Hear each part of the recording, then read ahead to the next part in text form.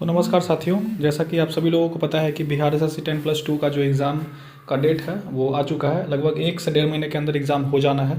ठीक है। अभी मैं आप लोगों को सिलेबस के बारे में एक बार फिर से बता दूं। हालांकि मैंने इसके बारे में बताया हुआ है अपने चैनल पे, वहाँ पे आप जाके देख सकते हो। फिर भी यहाँ पे एक बार मैं आप लोगों को अच्छे तरीके से बता देना चाहता हूँ। यहाँ पे देखिए, ये जो है बिहार एसएससी 10+2 का जो ऑफिशियल नोटिफिकेशन है वो है यहाँ पे। तो यहाँ पे सीधे हम लोग पेज नंबर 6 पे आएंगे। ठीक है। यहाँ पे आप देख लोगे कि यहाँ पे आप देख सकते हैं कि परीक्षा की प्रकृति क्या होगी, वस्तुनिष्ठ होगी, ऑप्शनल होगा, ठीक टिक लगाने वाला होगा। और उसके बाद यहाँ पे दिया गया है कि जो जो मेन चीज़ है उसके बारे में पढ़ेंगे। वैसे तो बहुत सारी चीज़ें हैं यहाँ पे, तो जो मेन चीज़ है उसके बारे में हम लोग पढ़ेंगे। यहाँ पे है प्रारंभिक परीक्षा में एक पत्र समान ज्ञान होगा जिसके निम्नलिखित विषय होंगे। ठीक। क में है समान अध्ययन, समान विज्ञान एवं गणित, और तीसरा है मेंटल एबिलिटी, यानी कि मैथ होगा और रीजनिंग होगा और जीके जीएस होगा, करंट अफेयर होगा, और math reasoning GK GS current affair. ठीक है। तो इसी से क्वेश्चन होंगे। उसके बाद क्या कह रहा है, प्रश्न वस्तुनिष्ठ एवं बहुविकल्पीय होंगे। कुल प्रश्नों की संख्या 150 होंगी। ठीक है। प्रत्येक सही उत्तर के लिए 4 अंक दिए जाएंगे और गलत उत्तर के लिए 1 अंक की कटौती की जाएगी। परीक्षा की अवधि 2 घंटे 15 मिनट की होगी। ठीक है। और प्रारंभिक परीक्षा में भाषा हिंदी या इंग्लिश होगा और कोई भिन्नता नहीं होगी। अंग्रेजी के प्रश्न ही मान्य होंगे। अगर कह रहा है कि अगर मान लो कि हिंदी में आपको कुछ समझ नहीं आ रहा या कुछ मिसप्रिंट वगैरह कुछ हो गया तो आप इंग्लिश वाला को ही लेके चलना। ठीक है।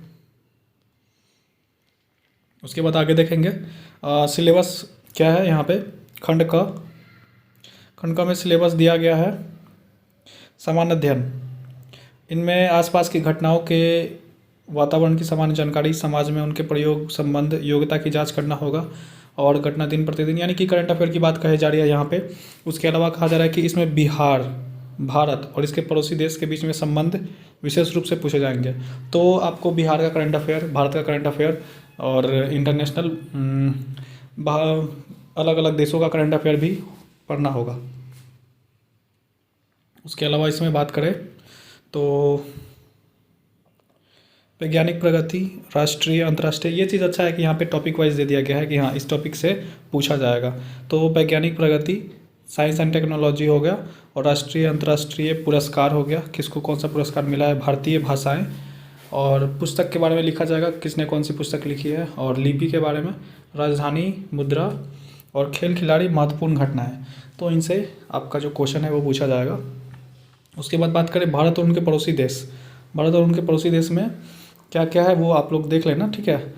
हालांकि यहाँ पे कुछ कुछ चीज़ें हैं, बता दे रहा हूँ मैं। पड़ोसी देश की इतिहास, भारत का इतिहास, पड़ोसी देश का इतिहास, भारत देश का इतिहास, संस्कृति, भूगोल, आर्थिक परिदृश्य, स्वतंत्रता आंदोलन, भारतीय कृषि और प्राकृतिक संसाधनों की प्रमुख विशेषताएं, भारत का संविधान एवं राज्य व्यवस्था, देश की राजनीतिक प्रणाली, पंचायती राज, सामुदायिक विकास, और राष्ट्रीय आंदोलन में बिहार का योगदान। यहाँ पे साफ साफ लिखा गया है कि राष्ट्रीय आंदोलन में बिहार का योगदान। ठीक है। तो हिस्ट्री में बहुत ही अच्छे तरीके से बिहार से क्वेश्चन पूछा जा सकता है यहाँ पे। ठीक।